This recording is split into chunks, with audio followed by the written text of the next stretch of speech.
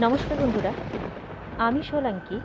আমার নীতিমূলক ও ভৌতিক গল্পের আসরে আমার ছোট ছোট ভাই বোন এবং আমার দাদা দিদিদের আরও একবার অনেক অনেক স্বাগত। যিনারা প্রতিদিনের শ্রোতা বন্ধু, তাঁদের উদ্দেশ্যে বলবো অসংখ্য ধন্যবাদ।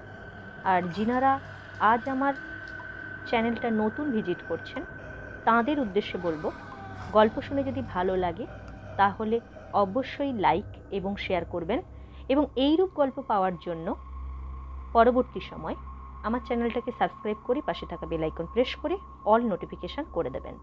তাহলে আমি যেইরূপ গল্প নিয়ে উপস্থিত হব সেগুলো সময় মতো আপনাদের ফোনে নোটিফিকেশান আকারে চলে যাবে।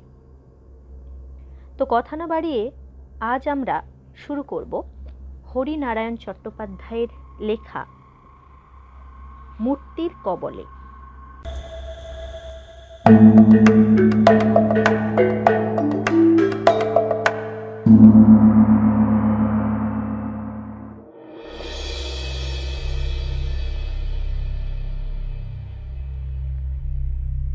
একেবারে আচমকা, তাও অন্য কোনো বড় শহর হলে এক কথা,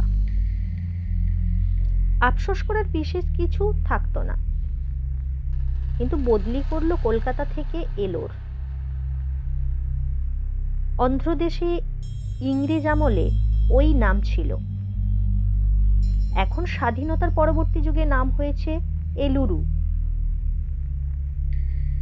একটা আশার কথা, বিয়ে থা করিনি, বউ ছেলেপুলের বালাই নেই, ঝাড়া হাত পা, কাজেই তল্পিতল্পা বেঁধে ট্রেনে উঠলাম। স্টেশনে রামকৃষ্ণ রাও ছিলেন। এর জায়গাতেই আমি যাচ্ছি। ইনি বদলি হচ্ছেন কোয়েম্বাটুর। একে থাকবার একটা আস্থানার সন্ধান করতে বলেছিলাম। বিদেশ বিভুই কিছুই জানা নেই, অন্তত মাথা গুজবার একটা জায়গা থাকা দরকার। করমর্দন পরস্পরের কুশল জিজ্ঞাসার পর প্রশ্ন করেছিলাম, আমার আসার কি ব্যবস্থা হবে? রামকৃষ্ণ প্রশান্ত উত্তর দিয়েছিলেন, চিন্তার কোনো কারণ নেই, আমি যেখানে ছিলাম সেখানেই আপনি থাকতে পারবেন। বাড়িওয়ালা খুব সদাশয়, বাড়িটাও যথেষ্ট খোলামেলা। যেতে যেতে রামকৃষ্ণ বললেন, আমি এখানে একলাই থাকতাম। বদলির চাকরির জন্য স্ত্রী পুত্রকে মামার বাড়ি মাদ্রাজে রেখে দিয়েছি। তারপর হঠাৎ থেমে রামকৃষ্ণ জিজ্ঞাসা করেছিলেন, আপনার নিজের রান্না করার অভ্যাস আছে তো? বিশেষ নেই, তবে কলকাতায় ঝি না এলে মাঝে মাঝে নিজেকেই চালিয়ে নিতে হতো। ওই এক মুশকিল, এখানকার রান্না খেতে আপনাদের মানে বাঙালিদের হয়তো অসুবিধে হবে। সবই নারকেল তেলে রান্না, আর কি না। আর কিছু বললাম না, অদৃষ্টে দুর্ভোগ আছে জানি। বাড়িটা বেশ পছন্দসই, চারপাশে একটু বাগান আছে, নারকেল আর কিছু আম গাছ। রান্না করার লোক একটা হয়ে গেল, শঙ্করন। সে শুধু ভাত রেঁধে দিয়ে যাবে, মাছ মাংস ডিম ছোঁবে না, ওগুলো আমাকেই করে নিতে হবে। রামকৃষ্ণ যাবার সময় একটি জিনিস দিয়ে গেলেন, টেরাকোটার মূর্তি, লাল রঙের। প্রথমে আমি ভেবেছিলাম নটরাজের মূর্তি, কিন্তু ভালো করে দেখলাম না, নটরাজ নয়। সেই ধরনের ভঙ্গি, মুখ চোখের চেহারা বিভৎস, চারিদিকে আগুনের লেলিহান শিখা। রামকৃষ্ণ বললেন, কি মূর্তি জানি না, হরিদ্বারের এক সাধুর কাছ থেকে পেয়েছিলাম। তিনি বলেছিলেন কাল ভৈরবীর মূর্তি। রোজ শুতে যাবার আগে এ মূর্তিতে প্রণাম করে শুলে মঙ্গল হবে, অবহেলা করলে অশুভ। এসব ব্যাপারে আমার ভক্তি শ্রদ্ধা একটু কম, বরং বলা যায় আমি কিছুটা নাস্তিক। নিজের পুরস্কার ছাড়া আর কিছু মানি না। তবু রামকৃষ্ণের মুখের ওপর আমি কিছু বলিনি, বলতে পারিনি। মূর্তিটা নিয়ে আলনার ওপর রেখে দিলাম। এলুরুর চারপাশে আমাদের ক্ষেত। আমার কাজ এইসব তামাক পরিদর্শন করা, একেবারে শুরু থেকে শেষ পর্যন্ত। তামাকে যাতে পোকা না লাগে, লাগলে তার প্রতিশোধক কি, তারপর কিভাবে তাকে গুদামজাত করে রপ্তানি উপযোগী করা যায় সে বিষয়ে নির্দেশ। অনেকদিন আমাকে গ্রাম অঞ্চলেই কাটাতে হতো। তখন শঙ্করন থাকতো বাড়ির তদারকিতে। একেবারে নিস্তরঙ্গ জীবন, সংস্কৃতির ছিটেফোঁটাও কোথাও নেই। কি আর করা যায়, কটা লোক আর জীবন আর জীবিকা মেলাতে পারে? মাসখানেক পর মুশকিলে পড়লাম। শঙ্করন এলো না। এই সময় বর্ষার খুব প্রকোপ, চারিদিকে ম্যালেরিয়া। দিন 15 শয্যাপাত করে রাখে।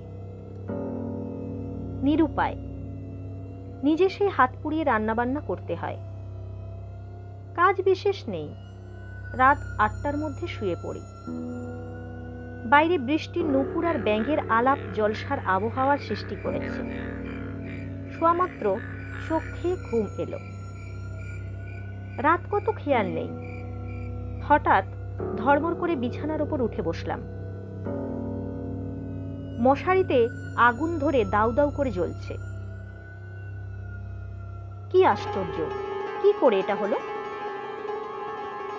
বেড সুইচ নেই, ঘরের আলো বন্ধ করে তবে আমি শুয়েছি, কারণ আলো থাকলে আমি ঘুমোতে পারি না। ভীষণ বিপদে পড়ে গেলাম। মশারির চারিদিক জ্বলে উঠেছে। নাইলনের মশারি, নামবার কোনো পথ নেই। আগুনের তাপ আমার শরীর ঝলসে দিচ্ছে। চেঁচাবের শক্তি পর্যন্ত হারিয়ে ফেলেছি। আর চেঁচিয়েও কোনো লাভ নেই। সবচেয়ে কাছে যে বাড়িটা, সেটাও আধ মাইল দূরে। বিদেশে এভাবে কি পুড়ে মরতে হবে? মরিয়া হয়ে নামবার চেষ্টা করলাম, এছাড়া উপায় নেই। একটু এগিয়ে থেমে গেলাম। সেই অগ্নিশিখার পেছনে বিরাট এক মূর্তি। শুধু বিরাট নয়, বিকট। কাল ভৈরবীর মূর্তি। দুটি চোখে অগ্নিপিণ্ড, ঠোঁটের দুপাশে আগুনের ঝলক।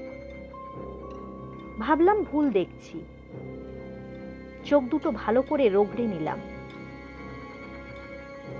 কিন্তু না, এক দৃশ্য। কাল ভৈরবীর মূর্তি যেন জীবন্ত হয়েছে। এদিকে আগুনের উত্তাপ বাড়ছে। বিছানার ওপর বসে থাকা আর সম্ভব নয়। লাফিয়ে মেঝের ওপর পড়লাম। সঙ্গে সঙ্গে আগুন যেন মিলিয়ে গেল। কাল ভৈরবীর মূর্তিও উধাও। কিন্তু আর একটা আশ্চর্য কাণ্ড। একটা অদৃশ্য টানে কে যেন আমাকে আলনার দিকে নিয়ে গেল। আলনার কাছে গিয়েই অবাক হলাম। কাল ভৈরবীর মূর্তিটা নেই। শঙ্করন মূর্তিটা আলনার উপর থেকে তাকের মধ্যে রাখত। মাঝে মাঝে লক্ষ্য করেছি সে মূর্তির সামনে হাত জোড়ো করে দাঁড়িয়ে বিড়বিড় করে মন্ত্র পড়ছে। আমি নিজে এসব না মানলেও কারো ধর্মবিশ্বাসে বাধা দিতে চাইনি। পিছন ফিরে দেখলাম মশারির অবস্থা স্বাভাবিক।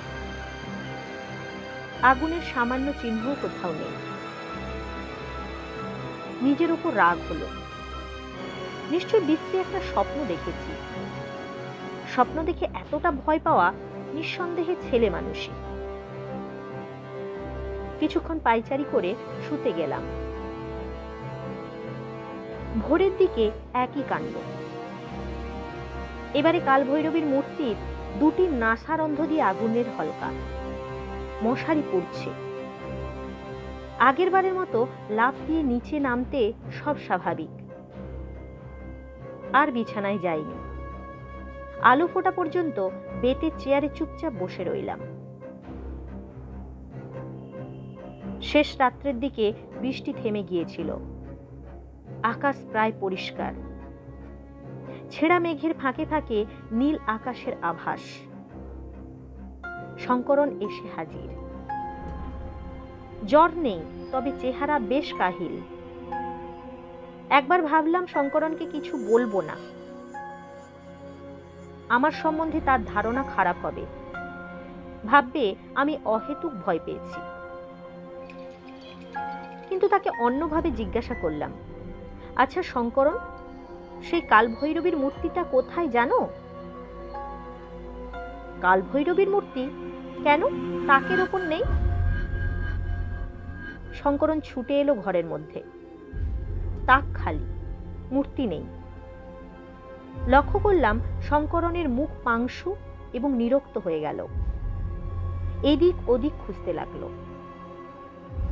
তাই তো, কোথায় গেল? আপনি ফেলে দেননি তো? আমার ঈশ্বর বিশ্বাসের ওপর শঙ্করনের মোটেই শ্রদ্ধা ছিল না। সে আমার হালচাল দেখে হয়তো কিছুটা মালুম করেছে। আমি বললাম, মূর্তি সম্বন্ধে আমি কোনোই খোঁজ রাখি না, তুমিই তো দেখাশোনা করতে। শঙ্করনের আমার কথার উত্তর দেবার অবকাশ নেই। সে তন্ন তন্ন করে মূর্তিটা খুঁজছে। আলনাটা সরিয়েই সে চেঁচিয়ে উঠল, এই তো এখানে পড়ে রয়েছে। দেখলাম দুজোড়া জুতোর ফাঁকে মূর্তিটা পড়ে আছে। শঙ্করন সন্তর্পণে মূর্তিটা তুলে নিল। রুক্ষ কণ্ঠে বলল, এটা এখানে কে ফেলল? উত্তর দেওয়ার প্রয়োজন মনে করলুম না, চুপ করে রইলাম। শঙ্করন মূর্তিটা কাপড় দিয়ে ভালো করে মুছে তাকে পুনঃ প্রতিষ্ঠিত করল। নতজানু হয়ে মূর্তির সামনে বসে বিড়বিড় করে মন্ত্রোচ্চারণ করল। মাসখানেক এভাবে গেল, কোনো উপদ্রব নেই। কলকাতা থেকে একটা চিঠি এলো, বন্ধু অসিতের লেখা।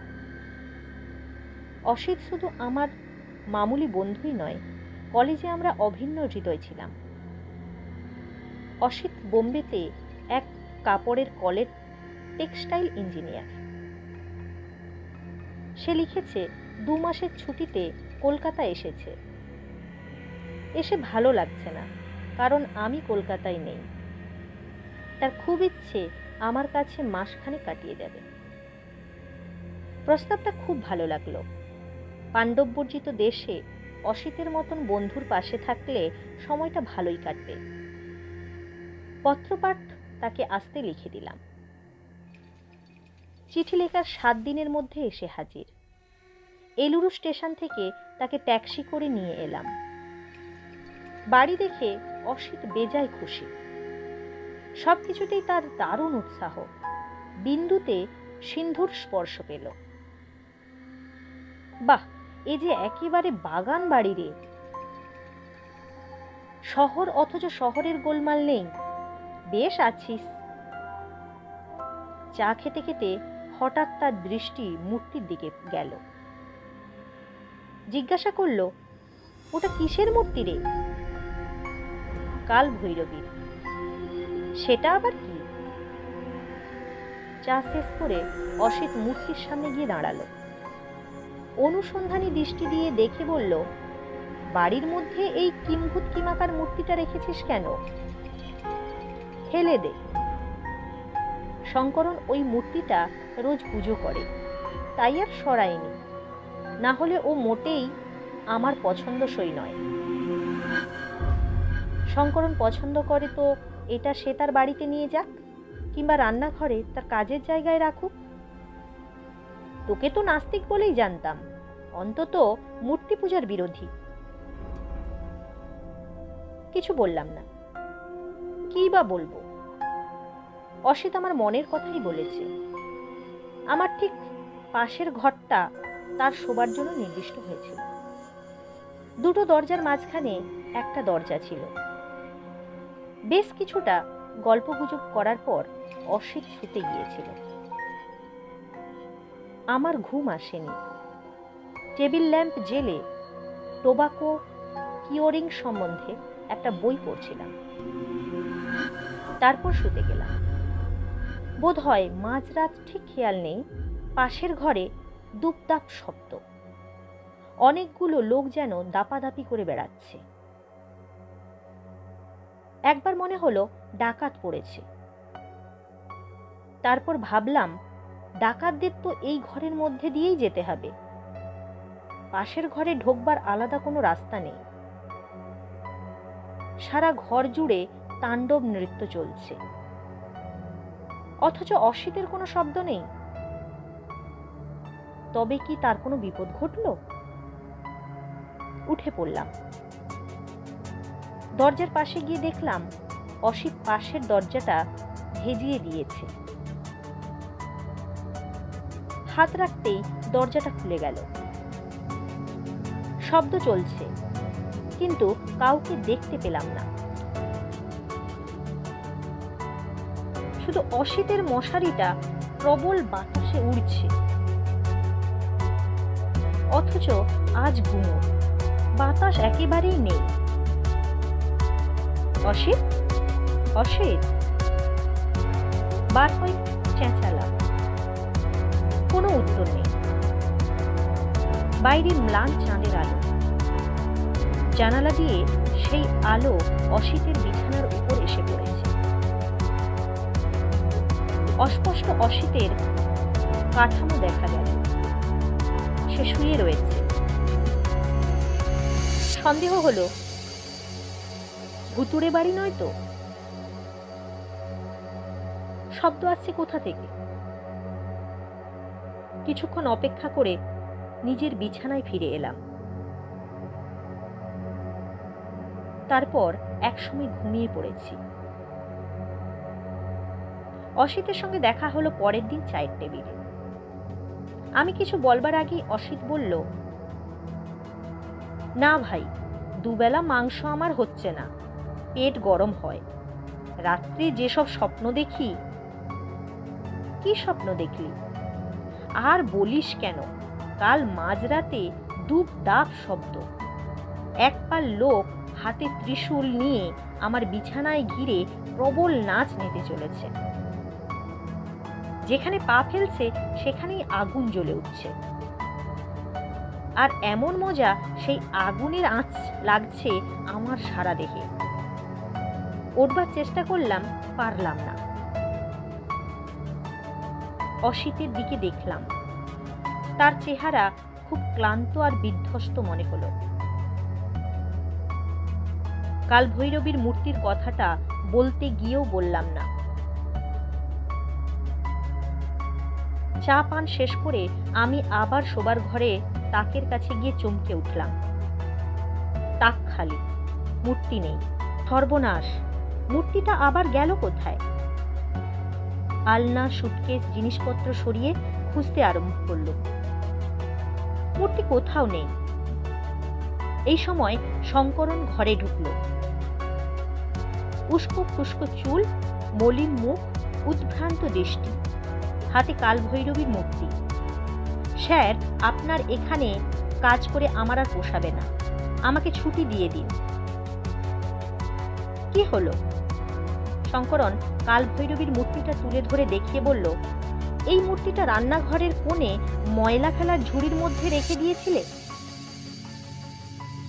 আপনারা আমিষভোজী বিধর্মী, ঠাকুর দেবতা হয়তো মানেন না, কিন্তু কালভৈরবীর একেবারে কাঁচা খেকো দেবতা, কাউকে রেহাই দেবেন না। শঙ্করন চলে গেলে আমি খুবই মুশকিলে পড়ব। তাই বিস্মিত কণ্ঠে প্রশ্ন করলাম, এ মূর্তি এখান থেকে সরালো কে? কে সরালো শঙ্করন ভালো করেই জানত। যে সরিয়েছে সে কোনো লুকোচুরি করেনি। তাই অসিতের ঘরের দিকে চোখের ইঙ্গিত করে শঙ্করন বলল, আর কে সরাবে? আপনার বন্ধু। ঠাকুর দেবতা নিয়ে খেলা করতে বারণ করে দেবেন, সর্বনাশ হয়ে যাবে। ঠিক আছে, তুমি কাজ করো, যাও, অসিতকে আমি বলে দেব। শঙ্করন চলে গেল। সেদিন বিকালে অসিতের সঙ্গে বেড়াতে বেড়াতে কথাটা বললাম। চিন্তাধারার দিক দিয়ে আমার সঙ্গে অসিতের কোনো অমিল ছিল না। দুজনের একই ধরনের বিশ্বাস, সেই কলেজের দিন থেকে। একটা রাতের অভিজ্ঞতাকে আমি মোটেই আমল দিই না। সে রাতের স্বপ্নের সেই কালভৈরবীর মূর্তির কোনো যোগাযোগ আছে বলে আমি মনে করি না। কিন্তু শঙ্করনের ধর্মবিশ্বাসে আঘাত হানলে সে হয়তো এ বাড়ি ছেড়ে চলে যাবে। এ বিদেশ বিভুঁয়ে আমি বিপদে পড়ব। তাই অসিতকে বললাম, অসিত, আমার কথাটা একটু শুনবি। বল, তুই তো আর দিন কয়েক আছিস, এর মধ্যে কালভৈরবীর মূর্তি নিয়ে আর গোলমাল করিস না। অসিত কোনো উত্তর না দিয়ে অদ্ভুত এক দৃষ্টিতে আমার আপাত মস্তক জরিপ করল। এদেশের লোকেরা খুবই ধর্মভীরু, অনেকটা আমাদের দেশের লোকদের মতন। পাথর, নুড়ি, গাছপালা সবকিছুতে ঈশ্বরত্ব আরোপ করে আনন্দ পায়। ওই কালভৈরবীর মূর্তিটাকে তুই অবহেলা আর তাচ্ছিল্য করলে শঙ্করন আমাকে ছেড়ে চলে যাবে। তারপর কোনো লোক আর আমার কাছে কাজ করতে আসবে না। আমার কি অসুবিধা হবে বুঝতে পারছিস তো? একটু চুপ করে থেকে অসিত উত্তর দিল, তোর এমন অধঃপতন হবে আমি ভাবতে পারিনি। দরকার হলে কলকাতা থেকে লোক নিয়ে আসবি, নিজের চিন্তার স্বাতন্ত্র ব্যক্তিত্ব এভাবে বিসর্জন দিস না। তুই পাগল হয়েছিস অসিত। কলকাতা থেকে কে আসবে এই পাণ্ডব বর্জিত জায়গায়? বেশি টাকার লোভ দেখিয়ে নিয়ে এলেও কিছুদিন পরে পালাবে। তাছাড়া এদেশের লোক আমাকে বয়কট করবে। শঙ্করনের মারফত এ কথাই চারিদিকে রাষ্ট্র হয়ে পড়বে। ঠিক আছে, তোর কথাটা শুনে রাখলাম। অসিত চাপা সুরে কথাগুলো বলল, কিন্তু তার মুখ চোখের চেহারা আমার ভালো লাগলো না। কঠিন একটা সিদ্ধান্ত নেবার সময় এইভাবে সে দাঁত দিয়ে ঠোঁট চেপে ধরে। তার কপালে অজস্র বাড়তি আঁচড় পড়ে। আর কোনো কথা হলো না। দুজনে বাড়ি ফিরে এলাম। মনে পড়ে গেল কলেজ জীবনে দুজনে চার্বাকের উদ্ধৃতি তুলে কিভাবে প্রতিপক্ষকে নাশাত করার চেষ্টা করেছি। ঈশ্বর নেই, যা আছে তা প্রকৃতি। এই প্রকৃতির স্বাক্ষরই আমরা চারিদিকে দেখতে পাচ্ছি। পরের দিন মাইল চারেক দূরের এক গ্রামের মধ্যে যেতে হয়েছিল। এখানে বেশ কিছু তামাকের গুদাম ছিল। কিভাবে তামাক সেই গুদামজাত করে রাখা হয় সেটা দেখে আমাকে রিপোর্ট করতে হবে। টিফিন ক্যারিয়ারে করে ভাত তরকারি নিয়ে গিয়েছিলাম। মধ্যাহ্নভোজের অসুবিধা হবে না। এর সঙ্গে ব্যবসায়ীদের দেওয়া কলা আর ডাব তো ছিলই। দুপুরের খাওয়া শেষ করে একটা বেতের চেয়ারে বসে রিপোর্টটা নোট করছি। হঠাৎ পিছনে কাতর কণ্ঠ, অঠয়া অঠয়া। চমকে মুখ ফিরিয়ে দেখলাম সাইকেল থেকে শঙ্করন দাঁড়িয়ে। কাগজের মতো মুখের রং দুটি, চোখ দুটি বিস্ফারিত, খুব জোরে সাইকেল ছুটিয়ে আসার জন্য রীতিমতো হাঁপাচ্ছে। ছুটে তার কাছে গেলাম। কি হয়েছে? তাড়াতাড়ি আসুন বাবু, আপনার বন্ধু খুব অসুস্থ। অসুস্থ? কি হয়েছে, জ্বর? জিজ্ঞাসা করতে গিয়ে দেখলাম শঙ্করন নেই। খবরটা দিয়েই সাইকেলে রওনা হয়ে গিয়েছে। অগত্যা লোকদের বলে আমিও সাইকেল শিখিয়ে দিলাম। যেতে যেতে মনে হলো শঙ্করনের যে রকম ভীতিবিহ্বল চেহারা দেখলাম তাতে মনে হয় অসিত খুব গুরুতর অসুস্থ। অসিতের কোনো মারাত্মক ধরনের অসুখ আছে এটা তো আমি জানি না, বরং তাকে স্বাস্থ্যবান বলেই জানতাম। এখানে এসে ম্যালেরিয়ার কবলে পড়লো নাকি? দূর থেকেই দেখতে পেলাম আমার বাড়ির উঠানে লোকের ভিড়। অজানা আশঙ্কায় বুক কেঁপে উঠল।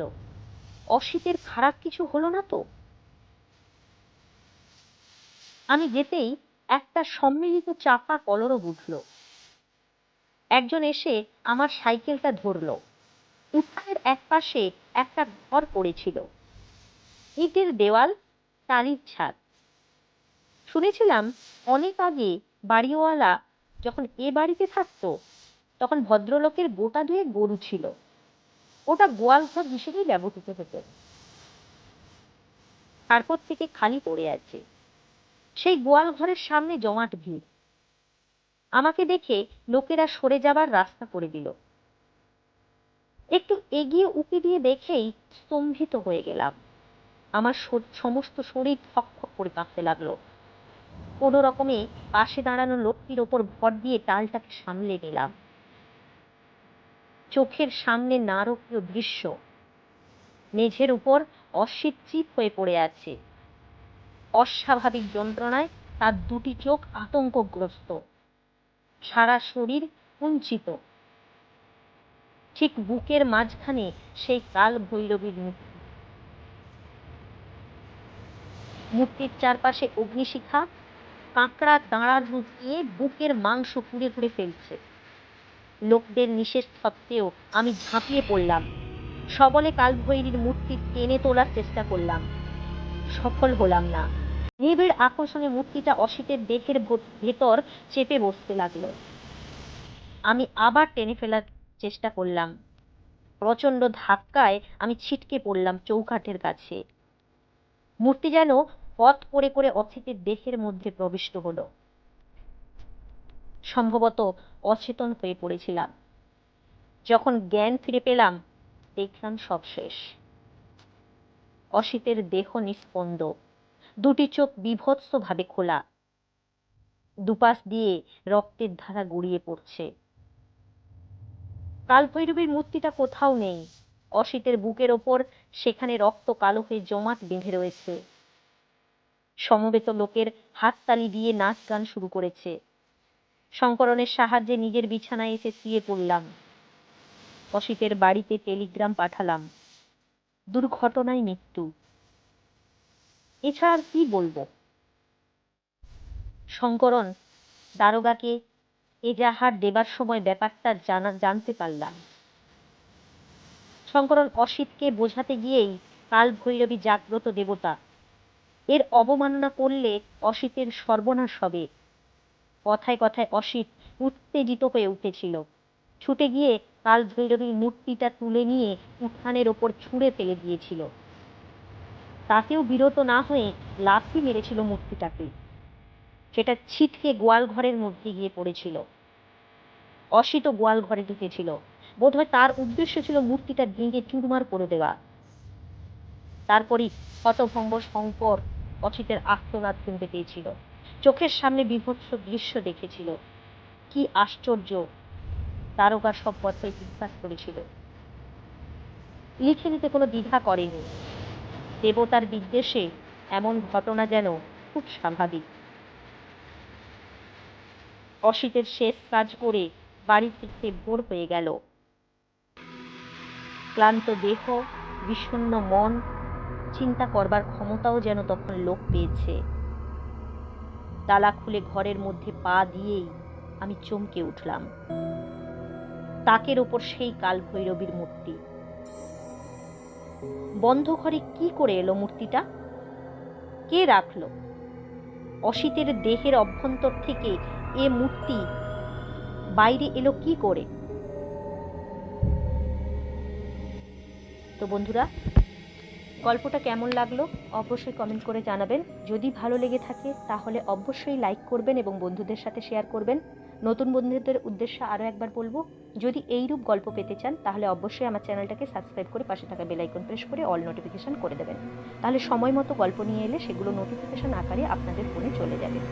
যতক্ষণ পর্যন্ত নতুন না গল্প নিয়ে ফিরছি ততক্ষণ পর্যন্ত সবাই ভালো থাকবেন, সুস্থ থাকবেন। ধন্যবাদ।